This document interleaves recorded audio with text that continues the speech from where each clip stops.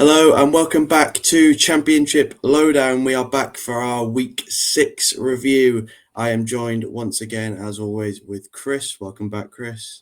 Hello, good to be back again. Another interesting week of Championship action.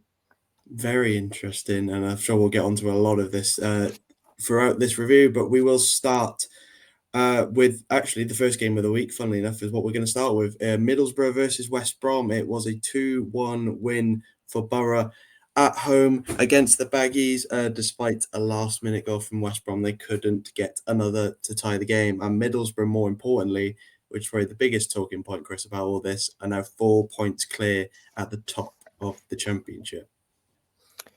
Yeah, we said that it's been a strange start to the season. I think a lot of teams, Borough being one of them, flying to the top.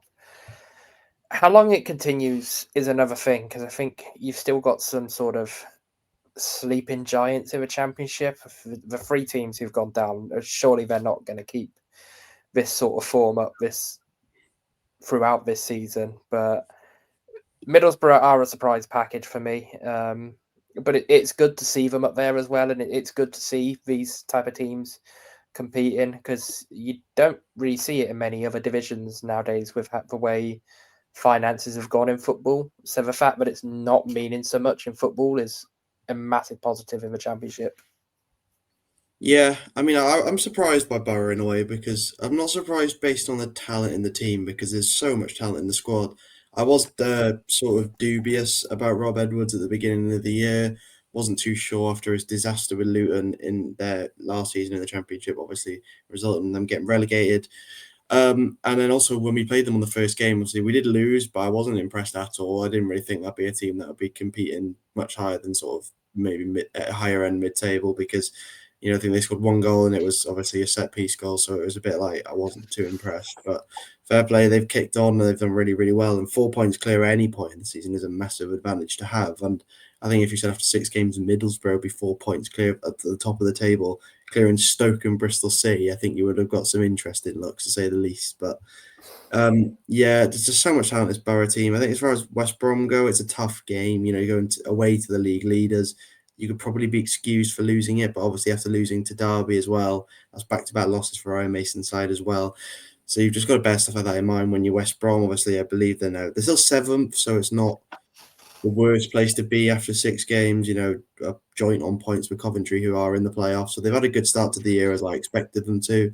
But Middlesbrough, Chris, absolutely flying. 5 wins, 1 draw, no losses. I believe the only team in the league, bar Coventry, to not have lost a game yet. Yeah, and you say about West Brom and back-to-back defeats as well. I mean, they've not really. They've got a good manager in Ryan Mason, and I think they've got a manager who can guide them back to where they want to be. I think bringing someone like him in shows the incentive more. We're not there yet, but we're going to get there, sort of thing. But the other thing for West Brom, obviously, is the fact that they've said that for a long time now, and they always fall short. So where does the line draw of, are they ever going to get there? Yeah, it's interesting. As you said, it's been a while now since they've been in the Premier League. Obviously, they were one of the sort of perennial yo-yo teams back a couple of years ago with Norwich and stuff, and both of them have sort of faltered into just getting stuck in this division now, with the teams coming down, being stronger, and this, that, and whatever reason going on at the clubs. But it's interesting with West Brom. I really like Ryan Mason. I said it a lot throughout all these videos. I really do think he's a good coach, and I think he'll be an even better manager as time progresses. There is, as I said, there are more than enough talent in this team. I will say only 7 goals if you compare it to the team on the same points as them. Coventry with 15 after the same amount of time is a bit concerning for a club like that.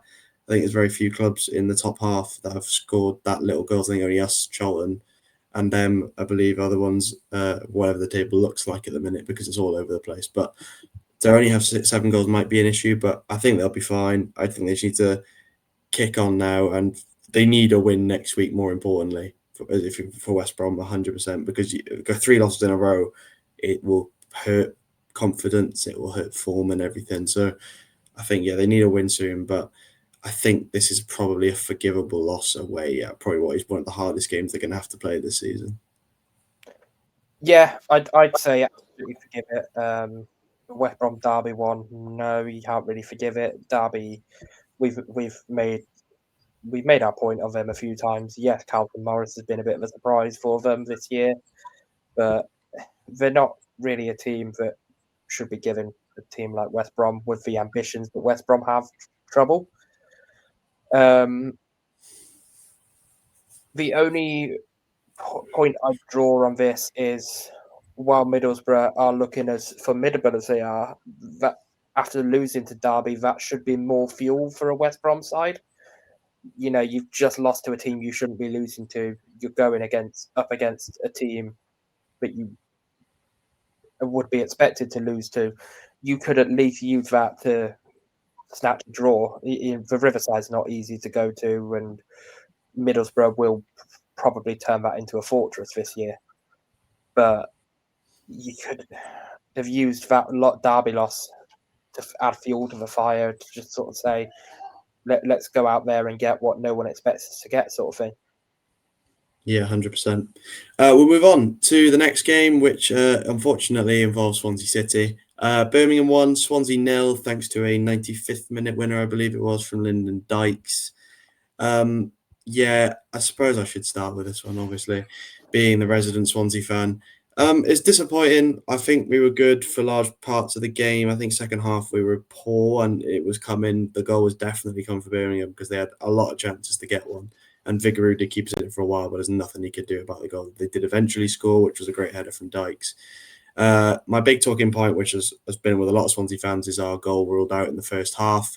I don't believe it was offside, and a lot of even Birmingham fans have agreed with that sort of point.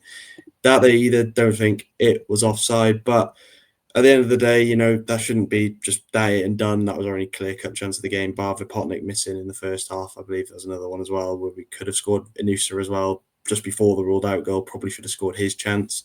But I thought we were exciting at times. I think we played some good stuff. I just think in the second half we did what we did against Hull and we sat off trying to defend the point.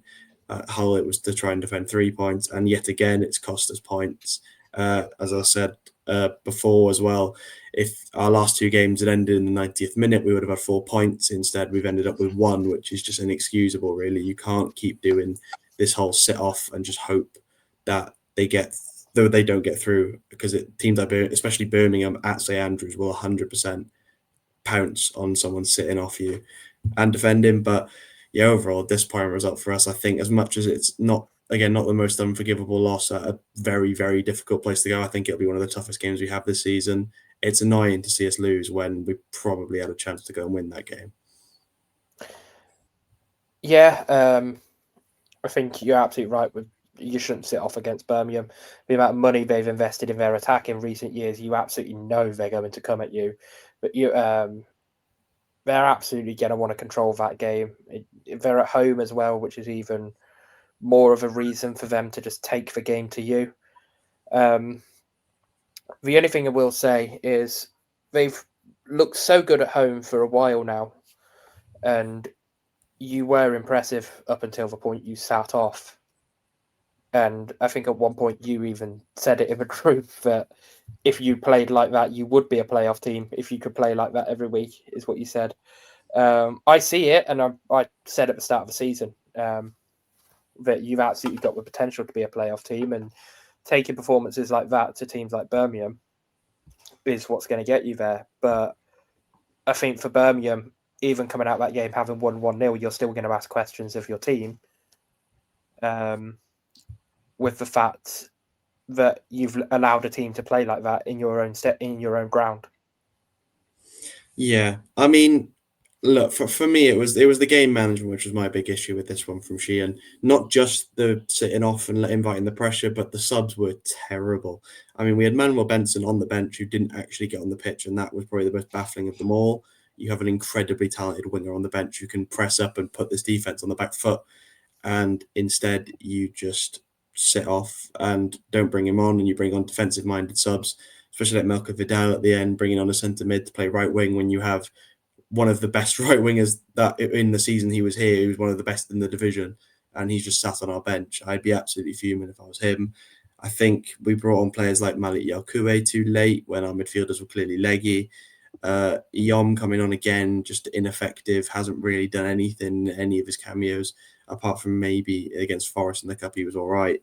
So it was just bad game management, and as it shows, we were punished for it by a good side because we let them have the freedom to do what they want, and eventually that we're going to crack and we're going to concede a goal.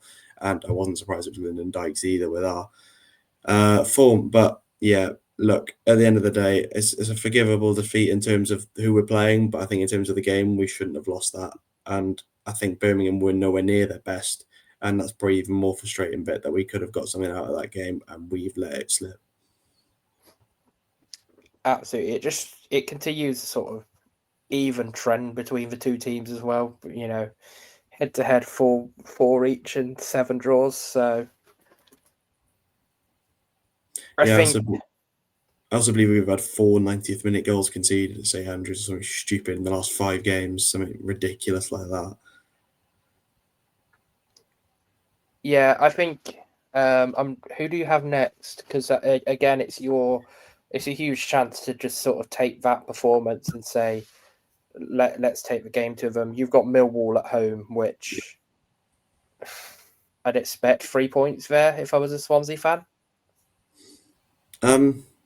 With us, I can never expect anything, but yeah, it's a winnable game, 100%, especially at home where we haven't actually lost yet this season after that win at Forest as well, turned it around. But yeah, I think we have to go and put on a performance now at home to Millwall. That's because after Millwall, it's a pretty much a gauntlet of games. We've got Blackburn away, which isn't easy, but then followed up with Leicester and Southampton back to back. That's going to be a very interesting run. And QPR and Norwich as well. So yeah, for me, just interesting one, but we need to build up some form and be better. Also, I will say Millwall has reminded me, we are recording this before Watford Millwall, hence why you won't hear any reference of that game in this recording because it hasn't actually happened yet. So we can't review a game that hasn't even started. We will move on to one of the biggest surprises of the week. Hull City 3, Southampton 1. I know Ollie, our co-host, would be absolutely buzzing with this. I'm sure he'll bring it up on the preview on Thursday. But a huge win for Hull against Southampton side, who me and Ollie both tipped to, as per all of our predictions, they were wrong. We did tip them to click into place this week after Ipswich did it in their 5-0 win, and they really just did the opposite. You know, even their goal was in the 95th minute, so it didn't really mean anything. But it was Kyle Joseph, John Lundstrom, and Ollie McBurney with 3 goals for Hull that see them get a massive 3 points for them after a pretty slow start to the season.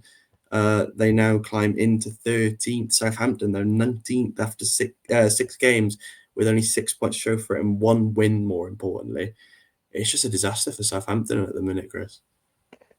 Yeah, I want to point out as well how ridiculous it is that every big chance in that game seems to have been scored. So Hull have had 3 big chances and scored 3. Southampton have had 1 and scored 3. I don't really know what to make of something like that. I don't really know whether you look at the defending there, whether you point out some poor chance creation. I don't really know what to highlight as an issue there, though.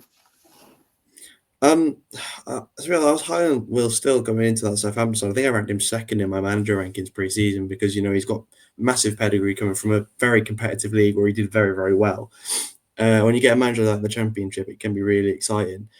And I don't know what's going on because it's not a talent in the team problem. I saw the highlights of that Hull game, and it was just, I wouldn't say any of the goals were amazing goals from Hull. It was just quite easy for them to break through and score.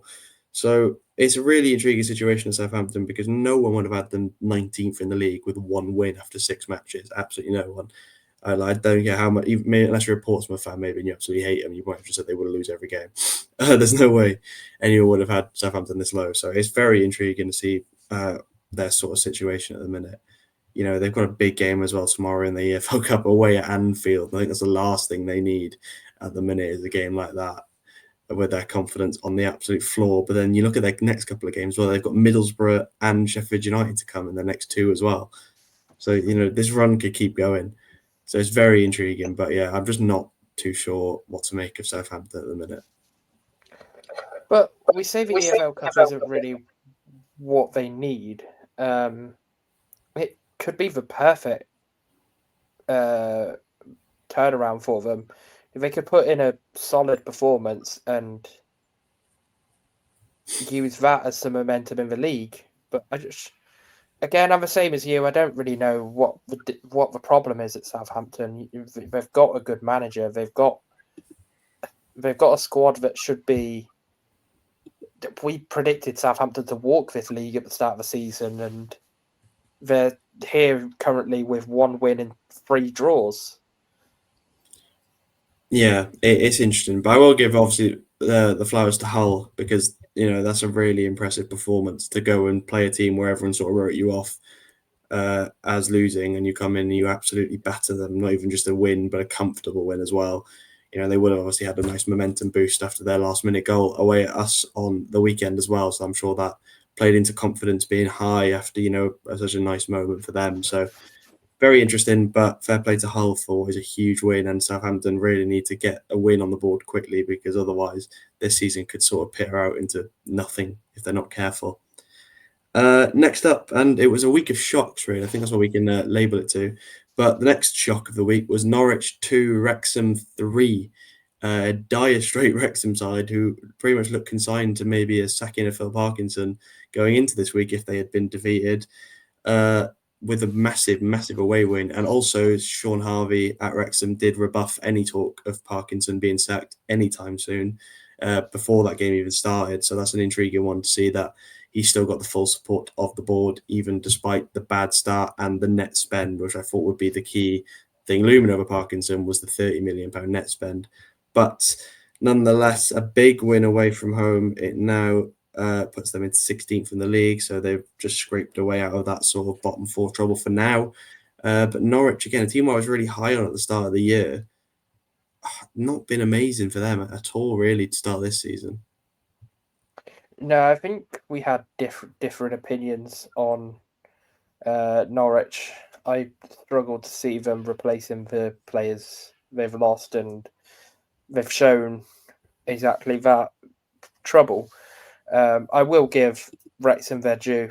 Kabore, for instance, with 2 assists. I think it's the type of. I think the Parkinson pressure being heaped on has helped the players a bit. You've got a squad there that's going to play for the manager. A lot of them, like Cleworth, has been around for a while, been rising with Parkinson up to this level. So a lot of that's going to play into it once there's some pressure heaped up on him. And whatever's happened there with the talk of Parkinson being sacked this week beforehand has done wonders for the team. Yeah, I mean, as I said, there's so much talent in this Wrexham side. I think I've said it a lot, but there is a lot of talent in there. So I'm not surprised to see that they do well in the long term because, as I said, you've got Kabore, you've got Doyle, you've got Sheaf, Windass, O'Brien, Kiefer Moore all starting this game. That team on paper is good enough to beat Norwich, and they went and did it. But I think the concern for everyone with Wrexham was always Phil Parkinson. There's a reason he's not managed at this level for a while. There's a reason he dropped down to the National League to get them in the first place. But he has the full support, and he's backed it up with a win, a tough away win at Carrow Road as well. It's not the easiest place in the world to go and get a result, and they have done that. So, yeah, I'm just with Norwich. I said I was so high on them at the beginning of the year. I just don't know what to make of it. I don't think the team's bad. I don't think it's a quality thing. Liam Manning was brilliant last year at Bristol City. So it sort of begs the question as to what is the reason for the negative string of results. I mean, it's not been awful for Norwich. You look at it, 7 points from 6 games, 2 wins, a draw, and 3 losses. It's not awful, but for a team that has high aspirations, keeping players like Josh Sargent around as well, that's quite clearly a team in win now mode. Otherwise, you would sell him in and cash in and try and keep building whether you're trying to build, but they're clearly trying to win and win now. So it's very intriguing to see that whole situation play out. But yeah, another tough result for Norwich, but a big, big win for Wrexham away at Carrow Road. And speaking of massive results away from home, Sheffield Wednesday 2, Portsmouth 0, and they have made me look like an absolute idiot after saying they won't win a game until January. They win the game after it. I did say that was there's one of the very few games I could see them winning, and I may be proven right in a way that they won't win many more. But I think there was a little controversial moment in this one as well. For I believe it was the second goal for Sheffield Wednesday when a Pompey defender pulled up injured, and it let the Sheffield Wednesday player through on goal, and he didn't kick it out, which I think annoyed a few Portsmouth fans. He carried on playing and tucked it away. But I suppose sportsmanship doesn't really apply when you're second bottom of the league without a win on the board. I think if any team deserve an exception for that right now, it's Sheffield Wednesday. Yeah. But I mean, you did say this would be the game they win, but you did say it was the reverse fixture. Yeah, I said I said I'd be amazed seeing win at Fratton Park, but there we go. Yeah, I think after this week we could certainly retire from predictions. Really. Yeah, it was really. I don't know if anyone saw my knowledge preview video, but if you go look back at some of the predictions we've made, I think back 2 of them have come true out of all 8-10 games that we spoke about. Awful, absolutely bad, rubbish. For Portsmouth, it's been coming. A loss has been coming for them. They're still, well, I say a loss has been coming for them. They've lost already, but I think if you're a Portsmouth fan, you take the start to the season they've had. I backed them in the relegation battle. I think I had them to scrape it just because of how bad some of my picks for the bottom 3 were, and then I also had a team who are currently in the playoffs to be relegated. So I've done wonders there. But we are only 6 games in. But I think these picking up points early is a massive indicator in staying away from that relegation zone. And Portsmouth are starting the season exactly how they need to avoid that. Same for teams like Charlton. And while you've got the other teams in trouble, teams like Portsmouth picking up points, teams like Sheffield Wednesday picking up points, it's only more bad news for a team like Sheffield United. Yeah, I mean, I said about Portsmouth, they've got 2 wins, 2 draws, 2 losses. So, it's just a bang average start to the year, right in the middle of the table in 12th. Probably what you want, just a stable start to the year, not too many complaints. However, this has to feel like a missed opportunity. Your sort of infamous home record from last season is seeming to falter very quickly this season. I don't know how many of the wins have come at home, but I think only one of them have been at home. The other one was away. So it's intriguing to see that record maybe not be as strong. They've played, even in the cup, they lost at home as well. So Fratton Park, which was seemingly a fortress last year, maybe faltering out, but their away form is getting better, which was absolutely terrible last year. So maybe they're just going to balance each other out and they'll both just be a bit average. But fair play Sheffield Wednesday, as I said, they're still going despite everything that's going on. I think Harry Amass from United's been a brilliant signing for them. Bannon, obviously, just is Barry Bannon, who Mr. Consistent with Sheffield Wednesday, carries on with a goal. And it was a nice one for George Brown, I believe, as a Sheffield Wednesday Academy player, getting the second goal, obviously the controversial one. But as I said, I don't really think you have time for sportsmanship in the situation you're in. You need the points, and you need to, if you get an opportunity to score that they can't do anything about, then you've just got to take it, unfortunately. As far as Pompey go, I'm just not sure some of the squad selections. I mean, they're starting Florian Bianchini every week, who we loan to them. And let's just say we loaned him out for a reason. I don't think he's anywhere near the Championship standard.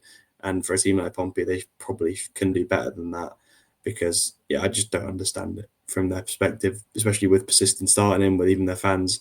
I'm just not very sure on that one. But yeah, fair play Sheffield Wednesday. It moves them obviously still in the bottom, still second bottom, but 4 points clear now of Sheffield United. As you said, it's getting quite worrying for Sheffield United now. If this bad run of results keeps coming and the teams around them, like Derby, Sheffield Wednesday, Oxford, keep picking up points, it could get really, really dangerous for Sheffield United very quickly if they don't get out of their slump. But yeah, fair play to Sheffield Wednesday, I think, is my big point from this game. Yeah, not really much more to add on a game like this. I think the one thing you can take from this week is that possession doesn't guarantee you results. Yeah, I mean, what was it? Yeah, 70% possession for Pompey and 25 shots, and they've lost 2-0.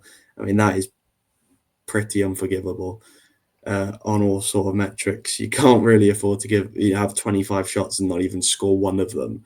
But then Sheffield Wednesday had more shots on target while only having 13 shots. 8 of theirs were on target versus Pompey's 25 on target. So it's interesting, but I mean, yeah, overall, Sheffield Wednesday get a huge win that they desperately needed, which I didn't expect them to get for a very long time. And Pompey will be probably thoroughly disappointed with their performance at home to a pretty poor side, all things considered.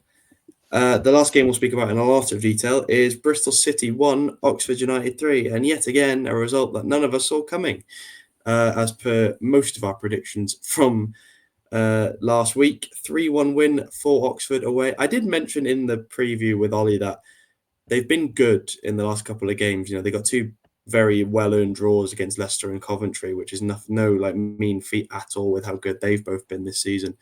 So I'm not entirely surprised. I think I put 3-2 in my prediction, so I didn't expect it to be a rollover. But Bristol City still sit third, even with the defeat. But from a team in third place, you'd probably expect a win against a team towards the bottom end of the table. Yeah, I mean, we spoke. One thing we did say about Oxford last week after the Leicester draw was their form in front of goal, and we sort of highlighted some issues. So maybe someone at Oxford is a huge fan of the podcast and has implemented it into the coaching drills, because we've said about how we said last week about how we were surprised by the stats against Leicester. This week, even having scored 3 goals, they've shocked me a bit with pulling off an XG of 1.72 from 18 shots. But yeah, I definitely didn't see an away win coming. The best I could have saw for Oxford here was a draw. Just it's a huge win for them, and it will kickstart them. And again, it puts Sheffield United in trouble again. And I know we say about them a lot, but the longer Sheffield United go without a win, while Oxford and Sheffield Wednesday and the teams like that are picking up points, it really puts Sheffield United in a dangerous position that they didn't expect to be in. Yeah, 100%. But yeah, as far as Bristol City go, I was surprised. As you said, they're third in the league for a reason. They've had a really good start to the year. But I said Oxford were, potentially a bit wasteful with some of their chances, albeit they were scoring goals. But, they had so many shots to no real avail in some games. And fair play, they've taken their chances in this one. An absolute beauty from Placheta as well, former Swansea player, of course, doing very well somewhere else. He scored an absolute beauty in this one just before the halftime break. But there was a point in time we thought maybe Bristol City would come back. Mehmeti got a goal quite early on in the second half, and you think 2-1 now. Momentum's in your favour. Oxford carried on defending brilliantly, and Lee buried it in the 90th minute for them. So, yeah, overall, it's a very impressive result for Oxford. And I think it's, again, that's 3 back-to-back. As much as they're still in 20th in the league, which is kind of a weird thing to say after a good string of results. That's 2 draws against Coventry, Leicester, and a win at Bristol City. That's now 5 points out of a possible 9 against teams in the playoffs. So again, six games in, you can't really say they're playoff teams, but you'd expect Coventry and Leicester 100% to be in the playoffs by the end of the year. So their bad start to the year, it's been sort of resurrected, and if they can carry on this form, obviously with Sheffield United next week as well, that will be a big game for both sides if Oxford can maintain their form and cause yet another blow to Sheffield United. But yeah, big game from Oxford, and more importantly, a very disappointing result for Bristol City, who could have actually closed the gap to just 2 points to Borough had they had won that game on Sunday. So now, Say it's refreshing. I will say it's refreshing to see a team pick up a result with a 4-4-2 formation as well. back to the old days. Yeah, so we'll speak about the rest of the games now that we sort of haven't really gone into a lot of detail about. Also, as I said, we won't speak about Millwall and Watford because that game hasn't finished yet, so we can't comment on a game that hasn't actually concluded. So we will start off with Leicester Coventry. A 0-0 draw at the King Power in a tightly contested derby game, which I think I did mention on the preview was what I expected, a close game. I did expect there to be goals in this with two teams who've scored quite a lot this season, and there was none. It was a 0-0 draw. But for both sides, I mean, it's probably not the biggest end of the world, but obviously bragging rights stay very much neutral in that sort of rivalry derby game, whatever you want to call it. Yeah, it was the last game this week. I'd have expected to be the 0-0. I would have, if you'd asked me to pick a 0-0 this week, I'd have gone Derby Preston. Yeah. The way Leicester have started, Abdul Fatawu looked phenomenal in pre-season, and he still looks threatening at times for them as well. But at the same time, just they don't seem to have the key to unlock it with him a lot of the time now. Yeah, I mean, my big thing with this one was Carl Rushforth had a great game for Coventry, and it was much needed after a pretty poor start to the year. If you look at his stats, it hasn't been great. And as you know, as someone who played for Swansea for an entire season, I know he's an incredibly talented goalkeeper. So yeah, it was nice to see him get back to the form that I saw him in basically his entire season with Swansea after a rough year last year with Hull and just all that going on. Nice to see him in a starting role and thriving in a very good side. They just cancel each other out in this game. As I said, derby games tend to go this way. They're just very highly contested, and it's a bit nervy as well at the same time. If it even is a derby game, I don't really know if you can count as a derby, more of a rivalry maybe. But either way, a bit of hatred between the two sides. It normally ends in this sort of tight game draw way, and it did in this one. Leicester, I think they're just missing a goal scorer. I think as much as Fatawa and Mavididi are great, got Jordan James in behind as well, who is brilliant. But Jordan Ayew up front, I'm just not sure. 34 now as well. Obviously, they lost Vardy in the summer. Not saying he was the answer to these problems, but you've still got like Daka, who I'm not entirely that sold on. Just Bobby Reid, it's just not the best sort of standard of strikers. So I think if they're going to look anywhere in January, if this sort of struggle in front of goal continues, it's got to be for a striker, and a team like Leicester, you assume, can spend a fair bit of money on one as well. I was surprised they didn't actually get Richard Kone, who's done very well for QPR, who we'll get onto in a second. But yeah, just for me, just two tightly contested teams who cancel each other out. Next up, we have QPR, as I've just previously mentioned, a big 1-0 win at home against Stoke, this was one of the games we were very tempted to speak about, but sort of just about missed out. A big win for QPR, statement win, and I think Ollie said it a few times as well. That 7-1 defeat QPR had has sort of been the best thing for them, because since then they've been really, really good. And this is a huge win against a team who is sat in second place in the league. Yeah, just interested as well that QPR hadn't kept a clean sheet in 9 matches before this either. I think again, yeah, we spoke about the 7-1 and how it seems to have just done so many wonders for them. And I think taking a detrimental loss like that you're only going to see your manager absolutely furious with you, which is also the same point where you're going to really take notice of what's being said to you. So there was absolutely no other way to respond for QPR to that 7-1 than this. And this is exactly it. For Stoke, there was going to be a stumbling block at some point. We knew there was going to be a stumbling block. It's just about how they respond to this now. It's going to show whether they deserve to be where they've got to so far. Yeah, 100%. I said it's a big win for them. They needed it, and Stoke, you have to just be slightly disappointed in that result. After what's been a brilliant start to the year, you come away with high ambitions and you are defeated. And obviously, it opens up the gap to Middlesbrough at the top as well for them. So, not the most ideal result. Next up, Blackburn Ipswich. And the one game of the week, we can't actually speak about the result because there isn't one. Because this game was abandoned in about the 81st minute because the pitch was in absolute dire straits. I don't know if you've seen the videos, but absolutely horrendous. The ball was barely moving. It was the right decision to call it off. I think the biggest talking point from this, and I think Todd Cantwell spoke out about it already, Ipswich 1-0 down with 10 minutes to go with 10 men. Should Blackburn be awarded the win here? Should they be replay the last 10 minutes with Ipswich playing with 10 men, or should this be a complete game replay? I think that's the biggest sort of question we have of that. It's a really tough one to say. You can't really expect a game to be replayed when there's 10 minutes left. You can't really have a team travel to play 10 minutes in a schedule like this. But at the same time, Ipswich have enough time to get something back from that game. So I think there's just someone has to be hard done by regardless in this situation. It's not really events anyone can control either. It's what? No. So I think it's just a situation where someone has to unfortunately be hard done by whatever the outcome is here.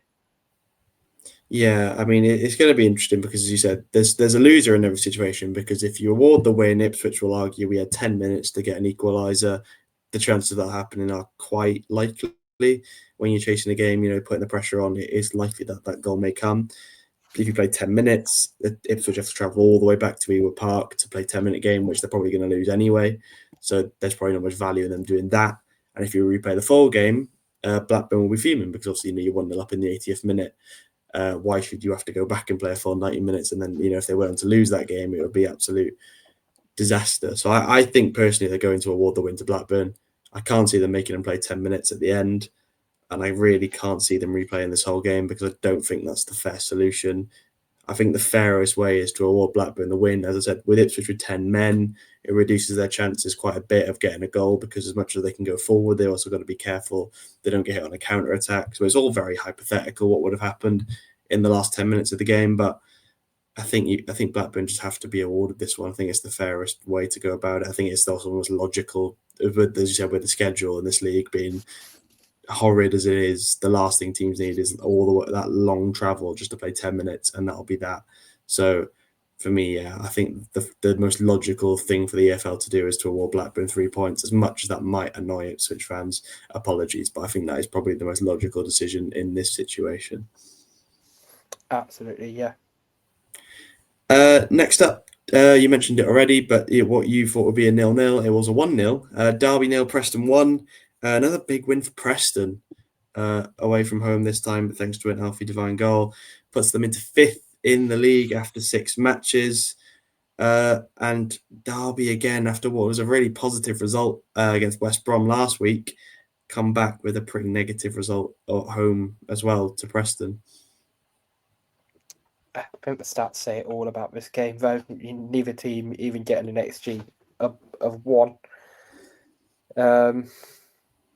Which is, creativity like that is why I put Preston where I put them at the start of the season. But yeah, that is looking like such an unlikely prediction already. Anything can happen, but absolutely not going to that extent, I don't think. But again, I think Derby still show signs of being a team who are going to be safe in this league. It's even more shocking because Preston have a woeful record against Derby normally as well. Derby 11 wins. Derby have 11 wins. Preston have 3 in a head-to-head between the two sides. So you'd certainly be expecting Derby to take all 3 points there, just going off history. Yeah, it's intriguing. Obviously, Derby now fall into the bottom 3 unless Watford get absolutely battered by Millwall on Monday Night Football. But, 6 games, 1 win, 2 draws. And I said they've had injury problems. I do sympathise with them in that sense. But I'm just not sure, especially with the Derby fans before the season. I think we were called stupid for saying Derby would finish 13th because they're going to finish top 6. And I was a bit like, I don't know what you're seeing, because I don't think the talent in this team is as good as I think it is. I think it's a very solid Championship side, but I don't think it's anything special. You look at the team from yesterday, I think like Travis is fine, Adams is fine. Sanderson, not too sure. Again, that's sort of injury dependent why he's playing. But Clark's just, your average champ. It's just very average. Ben Brereton hasn't been great for them in their opening couple of games. It's a Carlton Morris has slowed down a bit now after a good start. And I'm still not convinced with players like Aguiman, as much as he's been okay in the games he came off the bench. I still think the team isn't at the level that they thought it was before the season, which I think I did say. I think they were overrating it a bit. And it looks like that has ranged through with a pretty terrible start to the year for them. But Preston, 5th place, you can absolutely have no complaints with how they've started the season. If they can keep this form up, which I'm not entirely sure they can, but I did say it, I think there's something with Heckingbottom where he could, sort of turn this team around, and he looks to have been doing that so far. So hopefully for them, he can carry that on moving forward.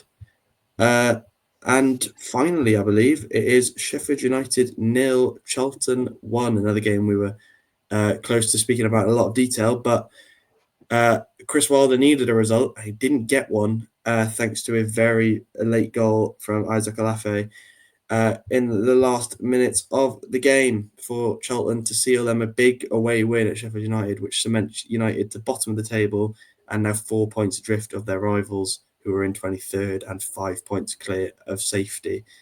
It's not looking good for the Blades, is it, Chris? No, I don't. I don't know what you've seen in Wilder to bring him back. I know Ruben Sellers wasn't the man, like we said, but again, does a Chris Wilder? I know he's done well for them in the past, but what are you doing to the team morale by getting rid of him and then bringing him back? Because it's surely not going to have a positive effect.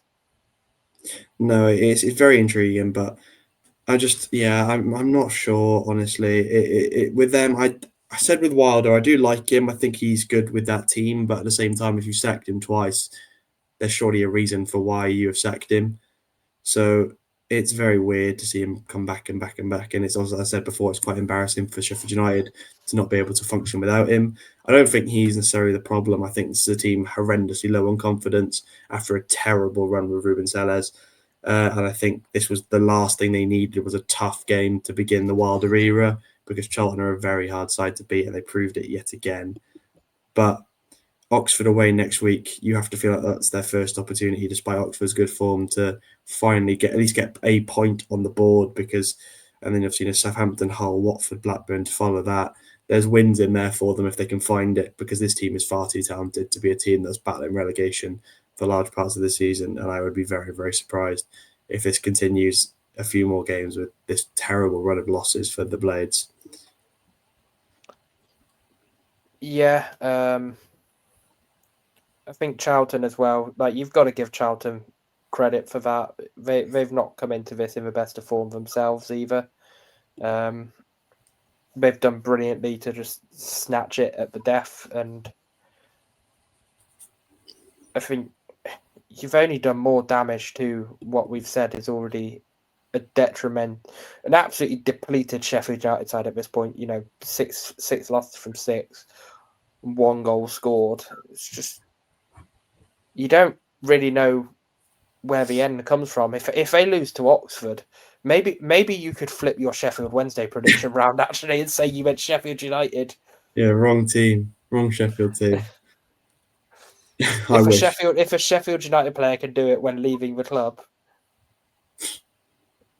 Yeah, it's interesting, isn't it? But I'm sure we'll see how that one pans out in the next couple of weeks. But that is all from us for this week. So obviously Thursday we'll be back for the week 7 now preview for the Championship games. Well, thank you very much to Chris for joining me as always, and we will see you all next week.